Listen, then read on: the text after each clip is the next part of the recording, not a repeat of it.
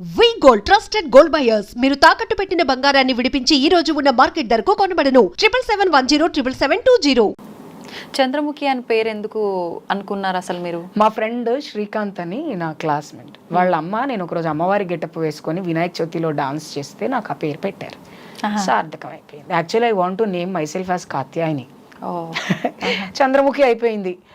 But I love my name. It's a very rebel, దాంట్లో ఒక బాధ్యత కూడినటువంటి పేరు నాది చంద్రముఖి అంటే. చాలా మంది అంటారు చంద్రముఖి అంటారు, నీకు ఆ పేరు, నీకు అదే పేరు సెట్స్. అండ్ మా దాంట్లో ఒకరికి పెట్టిన పేరు ఇంకొకరికి పెట్టరు కమ్యూనిటీలో. నా పేరు ఎవరికి ఉండదు, నేను చచ్చిపోయినా కూడా. అమ్మో పెద్దావిడ పేరు పెట్టుకోవద్దా పేరు అని చెప్తారు. ఇప్పుడు మేము కూడా మా పాత వాళ్ళ పేర్లు ఎవరికి పెట్టుకోం. So this will be unique name. ఇంకా ఈ చంద్రముఖి అంటే తెలంగాణలో నేను ఒకదాన్ని. నన్ను అడిగితే నాకు తెలిసి వేరే స్టేట్స్ లో కూడా లేరు. చంద్రకళ అట్లా ఉన్నారు, చంద్ర ఉన్నారు, కానీ చంద్రముఖి అన్న పేరు మాత్రం నాది. And I love my name also. It's somewhere it's different vibe వస్తుంది నా పేరు ఎక్కడే వినపడ్డా. అందరికి డెవిల్ లాగా కనిపిస్తాను కదా. మనం అంటే ఒక జన్మ తీసుకోవడం అనేది సృష్టి ధర్మం. అది భగవంతుడు ఎవరిని ఎలా సృష్టించాలనేది ఆయన డిసైడ్ అయిపోయి భూమి మీదకి వదిలేస్తాడు మనని. అట్లాంటిది మీరు సృష్టికి విరుద్ధం అనే చెప్పాలి, ఇలా చేయటం అనే వాళ్ళకి మీరు ఏం చెప్తారు? సృష్టికి విరుద్ధం అనుకున్నప్పుడు మేము ఏలియన్స్ అన్నా అయి ఉండాలి. ఇక్కడ పుట్టాము, అమ్మ నాన్నకు అందరిలాగే మేము కూడా పుట్టాం. నేను పుట్టినప్పుడు మా నాన్న కూడా నా కొడుకు పుట్టాడు. మేము ఇద్దరం ట్విన్స్ పుట్టాము. మా మమ్మీకి తను లేరు ఇప్పుడు, తను పాస్ట్. ట్విన్స్ పుట్టాము. మా నాన్నగారు నాకు పేరు పెట్టినప్పుడు ఊరంతా పందిరేసి దావత్ చేశాడు. నేను ఇలా అవుతానని మా నాన్న అనుకోలేదు కదా. లేదు, మా నాన్న అనుకోలేదు, ఎవరు అనుకోలేదు. భగవంతుడు అనుకున్నాడు కాబట్టే నేను ఆడపిల్లలాగా నన్ను నేను ఊహించుకున్నాను. తలరాత అనేది భగవంతుడే రాస్తాడు. నేను ఆడపిల్ల అవ్వాలనేది భగవంతుడి ఇచ్చ. ఈ జన్మ అంతా ఎంతో పుణ్యం చేసుకుంటే గానీ హిజ్రాల్గా పుట్టరు. మీరు ఎప్పుడైనా హిస్టారికల్గా చదవండి. Hijras are very close to God. They are very spiritual. ఈ జనరేషన్ మారుతూ పతివ్రత మాట అనేది ఎలాగైతే కనుమరుగైపోయిందో, హిజ్రాలకు ఉన్న స్పిరిచువాలిటీ కూడా కరువైపోయింది, కనుమరుగైపోయింది. But hijras are very spiritual, they are very close to god. And అన్ని యుగాల్లో దేవతలు స్వయంగా మాట్లాడినటువంటి ఒక కమ్యూనిటీ మాది. కాబట్టి ఇది ఎంతో పుణ్యం చేసుకుంటేనే నేను ఇలా ఉన్నాను అనుకుంటా నేను. అండ్ వాళ్ళకు ఒకటే చెప్తా, దేవుడు కర్మానుసారే భక్తుల్ని ఎవరినైతే ఇప్పుడు అందరికీ డబ్బు ఉంటే మరి దేవుడు అందరికీ డబ్బు ఇస్తే ఉద్యోగం చేసేవాళ్ళు ఎవరు ఉండరు, అవునా? అలాగే తక్కువ కులం వాళ్ళు ఎక్కువ కులం అనేది మనం పెట్టుకున్నామేమో తప్ప మనుషుల్ని మాత్రం నీకు అవే కళ్ళు, నీకు అదే ముక్కు, నువ్వు కోసుకున్న అదే రక్తం, నేను కోసుకున్న అదే రక్తం. అలాంటప్పుడు దేవుడు మమ్మల్ని వేరుబంధం చేయలేదు. దేవుడు నాకు ఆయుష్ మగపిల్లోళ్ళలాగా పోసాడు, జీవితాన్ని ఆడపిల్లలాగా బ్రతకమని రాశాడు. అంతే. ఆయన ఆయుష్ మగపిల్లోళ్ళ పోసినప్పుడు ఆయన ఏమైనా బిజీగా ఉన్నాడేమో, లేకపోతే ఈ కలియుగంలో ఈ భరతఖండంలో కనీసం కాస్తైనా హిందూయిజం బతుకుండాలని మా అలాంటి వాళ్ళని పుట్టించాడేమో నేను అనుకుంటా. Because hijra community is none other than the representative of gods all the time. మహావేదాల్లో రాసి ఉంటుంది మా పుట్టుక గురించి. మహావేదాల్లో రాసింది. ఇప్పుడు వేదాలు చదవట్లేదు, ఎంతసేపు వాట్సాప్లో మెసేజ్లు చదువుకుంటున్నారు కాబట్టి ఆ వేదం గురించి జనానికి తెలియదు. వేదాల్లో ఎంతో చక్కగా రాసి ఉంటుంది. అట్లా చదువుకి చాలా ఇంపార్టెన్స్ ఇస్తారు మీరు. ఇందాక మీ మాటలోనే అర్థమైంది. చదువుకున్న తర్వాతే నేను ఎలా అవ్వాలనుకున్నానో అలా అవ్వాలి అని కూడా అన్నారు. అసలు ఏం చదువుకున్నారు మీరు? నేను బీకామ్ కంప్యూటర్స్ అయిపోయిన తర్వాత MSW చేశాను. హైదరాబాద్లోనే చదువుకున్నాను నేను. MSW ఓపెన్ యూనివర్సిటీలో చదువుకోవాల్సి వచ్చింది. ఎందుకు అంటే అప్పటికి నేను జాబ్ చేస్తున్నాను, ట్రాన్స్ మహిళగా ఉండి నేను జాబ్ చేస్తున్నాను. అప్పుడు ఆధార్ కార్డులో ఇంకా మేము మెయిల్స్గానే ఉన్నాం, ఫిమేల్ ట్రాన్స్ విమెన్ అనేటువంటిది రాలేదు మాకు. కాబట్టి నేను కాలేజ్లో చదువుకున్నప్పుడు రాజేష్ పేరు మీద చదువుకోవాల్సి వచ్చింది. రాజేష్ పేరు మీద చదువుకున్నాను. బట్ వెళ్ళడం మాత్రం ఎగ్జామ్స్కి దానికి మాస్క్ వేసుకొని, మాస్క్ వీళ్ళు ఇప్పుడు వేసుకుంటున్నారు కరోనా వచ్చాక. మేము చీర కట్టుకున్నప్పటి నుంచి మా జీవితానికి మాస్క్ వదిలిపెట్టలేదు మమ్మల్ని. అప్పుడు చున్నీ కట్టుకునే వాళ్ళం, తర్వాత కర్చీపులు కట్టుకోవడం స్టార్ట్ చేసాం, తర్వాత చీర కొంగు కట్టుకోవడం స్టార్ట్ చేసాం, ఇప్పుడు మాస్కులు పెట్టుకోవడం స్టార్ట్ చేసాం. అట్లా అన్నమాట. అండ్ ఈ చదువులో అందరూ చదువుకునే అవకాశం ఎందుకు కుదరదు అంటే టీచర్స్కి మన గురించి తెలియదు, ఈ జెండర్ గురించి తెలియదు. జెండర్ నాన్ కన్ఫర్మ్డ్ చిల్డ్రన్ అంటారు వాళ్ళని. అంటే వాళ్ళ జెండర్ ఏంటో వాళ్ళు ఇంకా గుర్తించుకోలేకపోయారు. అలాంటి పిల్లలకి స్కూల్లో ఉంచి టీసీ ఇచ్చి పంపించేయడం, తల్లిదండ్రులు ఇంట్లో ఉంచి గెంటేయడం, ఫ్యామిలీ సపోర్ట్ లేకపోవడం వల్ల బ్యాక్లాగ్ అయిపోతారు. చదువు అందరూ ఎందుకు చదువుకోలేకపోతున్నారు ట్రాన్స్ కమ్యూనిటీ వాళ్ళు అంటే మానసిక స్థితిని ఇంకా దెబ్బతీయటం వల్ల. వాళ్ళ ఇప్పుడు ఊరిక రోజు విడిచెక్కగాడు అంటుంటే వినబుద్ధి కాదు, భయం వేసిద్ది. స్కూల్కి వెళ్ళాలంటే వాడంటే ఆ భయం వల్ల స్కూల్కి వెళ్ళరు. కొంతమంది ఇంట్లో స్కూల్కి వెళ్తున్నామని చెప్పి ఏ బ్రిడ్జిల కింద కూర్చొని ఇంటికి వస్తారు సాయంత్రానికి. ఒకరోజు ఇంట్లో తెలుస్తుంది స్కూల్కి వెళ్ళలేదు అని. స్కూల్కి ఎందుకు వెళ్ళలేదు అంటే నన్ను వాడెక్కిరిచ్చాడు వీడెక్కిరిచ్చాడు అని చెప్పలేం. అక్కడ వీళ్ళు ఏమనుకుంటారు అంటే వీళ్ళకి చదువుకోవడం ఇష్టం లేదు అనుకుంటారు కదా. చదువు కాదు, అక్కడ జరిగే హింస, వర్బల్ అబ్యూజ్ ఏదైతే ఉంటుందో, మాటల తాకిడి ఏదైతే ఉంటుందో దానివల్ల వీళ్ళు చదువుకోవడానికి వెళ్ళారు, జెండర్ నాన్ కన్ఫర్మ్డ్ పిల్లలు. అండ్ ఎలాగో జెండర్ నాన్ కన్ఫర్మ్డ్ పిల్లలు స్కూల్కి వెళ్ళడం మానేస్తే ఇంట్లో ఏమంటారు, నువ్వు తేడాగాడివి, నువ్వు ఇది, నీ పరువు తీస్తున్నావు, అది ఇస్తున్నావు, ఇంట్లో బతకొద్దని బ్యాగ్ తీసి బయట వేస్తారు. ఇంకెక్కడికి వెళ్ళి చదువుకుంటాడు? అవును. అందుకే చదువు అనేది చాలా ఇంపార్టెంట్. ఎప్పుడైతే ఫ్యామిలీ సపోర్ట్ చేస్తుందో పర్వాలేదు, నా కొడుకు ట్రాన్స్ మెన్నే కానీ, ట్రాన్స్ విమెనే కానీ, లెస్బియనే కానీ, బయోసెక్షువలే కానీ, గే కానీ, ముందు వాడిని చదివించాలి పేరెంట్స్. అండ్ నాకు కూడా వాళ్ళకు కూడా చదువుకోవాలి అన్న తపన ఉండాలి. నేను ఒక మాట చెప్పాను, నన్ను స్కూల్లో కాలేజ్లో చెక్క అని అనలేదా అన్నారు, హిజడా అని అనలేదా అన్నారు, పాయింట్ ఫే అనలేదా అన్నారు. ఇన్ని అన్నా నేను ఎందుకు చదువుకున్నాను అంటే అవన్నిటిని ఫస్ట్ పక్కన పెట్టా అంటున్నారు. అలవాటైపోయింది, బాధపడటం అలవాటైపోయింది, అలవాటైపోయింది. దాన్ని అలవాటు చేసుకోవాలి తప్ప దాన్ని ప్రతిఘటించడం స్టార్ట్ చేసినప్పుడు ఎక్కువ బాధపడతాం.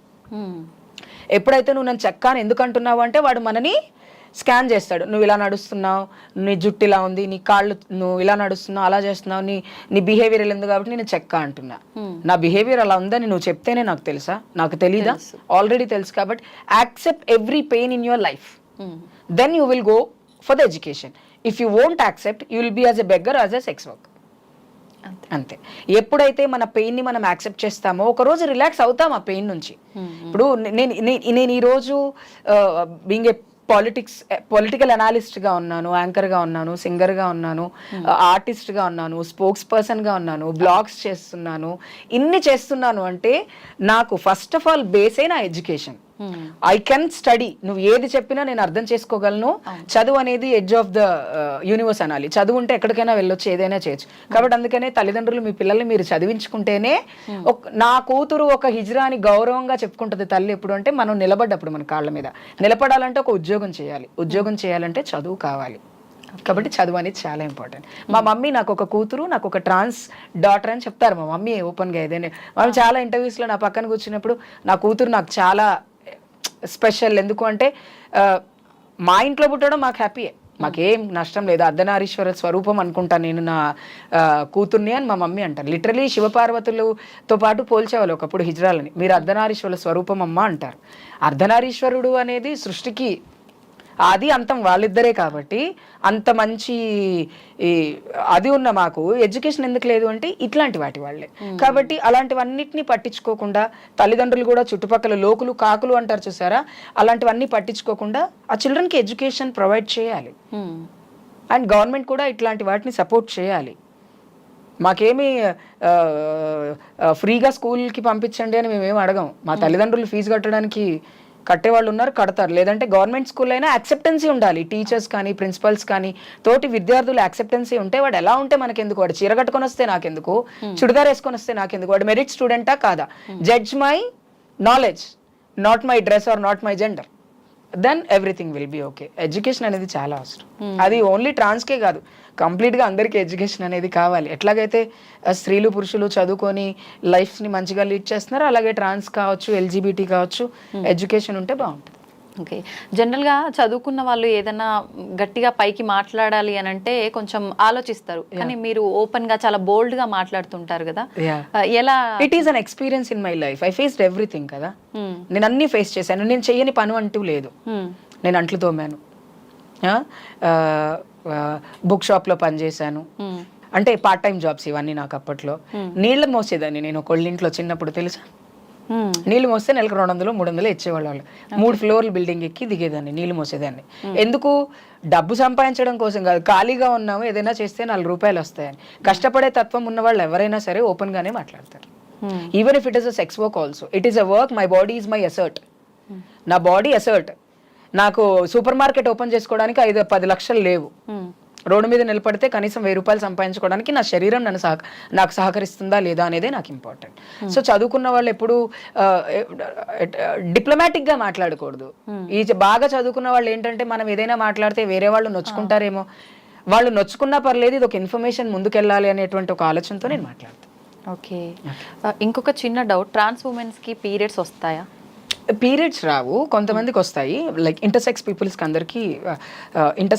అందరికీ కూడా వాళ్ళకి యూట్రస్ ఉంటుంది బాడీలో, కాబట్టి కొంతమంది తీయించేసుకుంటారు, కొంతమంది తీయించుకోరు, due to based on their life cycling మీద ఆధారపడి ఉంటుంది కాబట్టి. But they bleed, every trans women will bleed when they don't know when they bleed, అంతే. కొంతమందికి నెలలో 2 సార్లు బ్లీడ్ అవ్వచ్చు due to the internal intestine problems. ఎందుకంటే సర్జరీ ఇప్పుడు డిఫరెంట్, ఆ సర్జరీకి సంబంధించిన కాంప్లికేషన్స్లో బ్లీడింగ్ అనేది ఒక కాంప్లికేషన్ ఉంటుంది, ఎప్పుడు ఉంటుంది. డాక్టర్స్ చెప్తారు అప్పుడప్పుడు బ్లీడ్ అయినప్పుడు ఈ టాబ్లెట్లు వేసుకోవాలి, వేసుకోవాలి చెప్తారు. We use to bleed lot of times, but it's not consider as a period. But some may get periods also. It's based on our body and మన ఆ బర్త్ అప్పుడు మనకున్న ఇంటెస్టైన్స్ని బట్టి, మనకున్న బాడీలో ఉన్నటువంటి కాంప్లికేషన్స్ని బట్టి బ్లీడ్ అవుతారు. అండ్ పీరియడ్స్ కూడా అవుతారు, నాన్ బ్లీడ్ కూడా అవుతారు. పీరియడ్స్ పెయిన్ ఎలా ఉంటుందో బ్లీడ్ పెయిన్ కూడా అలాగే ఉంటుంది కదా. అబ్డామిన్లోనే పెయిన్ వస్తుంది ఎవరికైనా బ్లీడ్ అయినప్పుడు, బికాజ్ అక్కడే మనకి ఉన్న పార్ట్ అక్కడే ఉంటుంది కాబట్టి అక్కడే బ్లీడ్ వస్తుంది, అక్కడ నుంచి పెయిన్ వస్తుంది. పెయిన్ మాత్రం కంపేర్ చేసుకుంటే ఒకటేలాగా ఉంటుంది, బ్లీడింగ్ సిస్టమ్ డిఫరెంట్గా ఉండే అవకాశం ఉంది. ఓకే, మీకు ముందే తెలుసా అంటే ఆపరేషన్కి బిఫోర్ ఇన్ని కాంప్లికేషన్స్ ఉంటాయి? తెలీదు, నాకైతే తెలీదు. చేయించుకునే ముందు వరకు, చేయించుకున్న తర్వాతే తెలిసింది. తెలిసిన తర్వాత ఏం చేస్తాం అంటే చేయించుకోవాలి ఖచ్చితంగా అనుకున్నాం కాబట్టి చేయించుకున్నాం. ఇప్పుడు ఎవరికైనా కాంప్లికేషన్స్, కొన్ని సర్జరీస్, కొంతమంది బాడీకి అసలు కాంప్లికేషన్స్ రావు, ఏంది నువ్వు ఇన్ని సంవత్సరాలు ఇంత బాగున్నావు, నీకు అసలు ఎప్పుడు ఏ ప్రాబ్లం రాదేంటి అని అనుకుంటుంటాం. కొంతమంది ఏంది నీకు ఎప్పుడు ఏదో ఒక ప్రాబ్లం, కూసుటే లేవవు, లేస్తే కూసోవు, ఇట్లా వస్తూ ఉంటాయి అన్నమాట. కాంప్లికేషన్స్, హెల్త్ ఇష్యూస్ వస్తానే ఉంటాయి కామన్గా. చాలా ఖర్చుతో కూడుకున్న సర్జరీ అయితే. అవునండి, చాలా ఖర్చుతో కూడుకున్న సర్జరీ. ఈ సర్జరీ కోసమే చాలా కష్టపడతాం, పగలు రాత్రి లేకుండా కష్టపడతాం ఈ సర్జరీ డబ్బుల కోసం. డబ్బులు ఎవరిస్తారు? డబ్బులు ఎవరికి ఊరికే రావు కదా, ఎవరు. ఇప్పుడు మన దగ్గర 10 రూపాయలు ఉంటే ఎవరైనా 10 రూపాయలు సపోర్ట్ చేస్తారు కానీ కంప్లీట్ గా డబ్బులు సపోర్ట్ చేయరు. ఒకప్పుడు కమ్యూనిటీలో నా టైంలో ఎలా ఉండేదంటే, నేను చేపిస్తాను నాన్న నీకు, నువ్వు మెల్లిగా కొన్ని సంపాదించి నాకు ఇవ్వు అని తీసుకునేవాళ్ళం. ఇప్పుడు కోసం అది తగ్గింది, ఎందుకంటే స్వార్థం పెరిగింది కాబట్టి, డబ్బు విషయంలో చేయించుకుని డబ్బులు ఎగ్గొట్టే వాళ్ళు ఎక్కువైపోయారు కాబట్టి. బట్ నాకు మాత్రం సపోర్ట్ చేసిన వాళ్ళు ఉన్నారు, నేను కష్టపడి సంపాదించుకున్నాను. కానీ మనం కష్టపడిన డబ్బులతో మనం సర్జరీ చేయించుకుంటేనే బాగుంటాం. ఓకే, లాస్ట్ అండ్ ఫైనల్గా ఒక క్వశ్చన్. చాలా మంది ఆడవాళ్ళు మేము ఈక్వలే, వాళ్ళతో సమానంగా మమ్మల్ని చూడండి అనే వాళ్ళు కూడా ఉన్నారు. అలాంటి వాళ్ళకి మీరు ఏం చెప్తారు? నిజంగా ఎలా ఈక్వల్ గా సమానం అయితే మనం విమెన్ అనుకోవాలి కదా, ట్రాన్స్ విమెన్ అని ఎందుకు అనుకుంటున్నాం? అవును, ఇప్పుడు అందరిలాగే మనము పుట్టాము, మనం మనుషులము. We are also humans in the society. I respect me as a human, whatever the men women, it doesn't matters me. హ్యూమన్గా ఒక మనిషిగా నన్ను గుర్తించండి చాలు. ఆడవాళ్ళలాగే గుర్తించండి అంటే it's based on their opinions. But I say I'm a trans women, trans మహిళను. ఓకే, నన్ను మహిళ అంటే ప్రభుత్వం ఎలా తీసుకుంటుంది, నన్ను బయాలజికల్గా డాక్టర్స్ ఎలా తీసుకుంటారు? సొసైటీలో చాలా రకాల విలువలు ఉంటాయి, అన్నిటికీ మనం మ్యాచ్ అవ్వం. ట్రాన్స్ విమెన్ గానే మ్యాచ్ అవుతాం. విమెన్ గా బతకాలి అనుకున్నప్పుడు పెళ్లి చేసుకుంటే, అబ్బాయిని పెళ్లి చేసుకుంటే వాళ్ళు ఏమంటారు, కన్సీవ్ ఎందుకు అవ్వలేదు అని అడుగుతారు. ఎందుకు అవ్వలేదంటే నేను ట్రాన్స్ విమెన్ అని అప్పుడు చెప్పాల్సి వచ్చింది. అవునా? చిన్న లాజిక్గా తీసుకుంటే, మనం అందంగా ఉన్నాము, నేను ఆడపిల్ల కంటే అందంగా ఉన్నాను, నాకేం తక్కువ అనుకోవటంలో తప్పు లేదు. కానీ ఆడవాళ్ళు మనం సమానం అనుకోవటంలో తప్పు నేను అనుకుంటాను. సో ఆమె ట్రాన్స్ విమెన్, నేను ఒక హిజ్రాని. నా అస్తిత్వాన్ని నేను కాపాడుకోవాలనుకున్నప్పుడు, నా కమ్యూనిటీని నేను కాపాడుకోవాలనుకున్నప్పుడు, నా కమ్యూనిటీ ఇంకా మంచి పొజిషన్లో ఉండడం కోసం నేను మాట్లాడాలి అనుకున్నప్పుడు, నేను ఖచ్చితంగా ఒక హిజ్రానే. మా సంస్కృతి సాంప్రదాయాలు అన్నిటినీ పాటిస్తున్నాను కాబట్టి నేను ఏ రోజు ఆడపిల్లను కాదు. అద్దం ముందు నేను ఆడపిల్లనే, కానీ సొసైటీకి మాత్రం నేను ఎప్పుడు ఒక హిజ్రానే. So this is the culture. కల్చర్ని పాటించే వాళ్ళు ఎవరైనా సరే కల్చర్ని రెస్పెక్ట్ చేయాలి. కల్చర్ అనేది ఇక్కడ పెట్టుకోవాలి, ఇక్కడ కాదు, ఇక్కడ పెట్టుకోవాలి. ఆ కల్చరే లేకపోతే ఉనికే లేదు, మా అస్తిత్వం అనేదే లేకుండా పోతుంది. కాబట్టి ఆడపిల్లల కంటే మనం హిజ్రాగా ఒక గుర్తించుకోవటం వల్ల మన అస్తిత్వాన్ని మనం కాపాడుకుంటాం. ఎవరో కాపాడగాల్సిన అవసరం లేదు. మన అస్తిత్వాన్ని మనం కాపాడుకోవాలంటే మనం హిజ్రాలమే, మనం ఆడవాళ్ళం కాదు. నిజంగా చాలా చక్కగా చెప్పారు. చాలా సంతోషం. నిజంగా చాలా మాకున్న డౌట్స్ అన్ని, నాకే కాదు చాలా మందికి ఉన్నాయి. ట్రాన్స్ ఉమెన్స్ అనగానే డౌట్స్ అవన్నీ కూడా మీ మాటల ద్వారా అసలు ఇంకెటువంటి డౌట్ లేదు, అన్ని క్లియర్ అయిపోయాయని అనుకుంటున్నాను. Thank you very much. Thank you so much.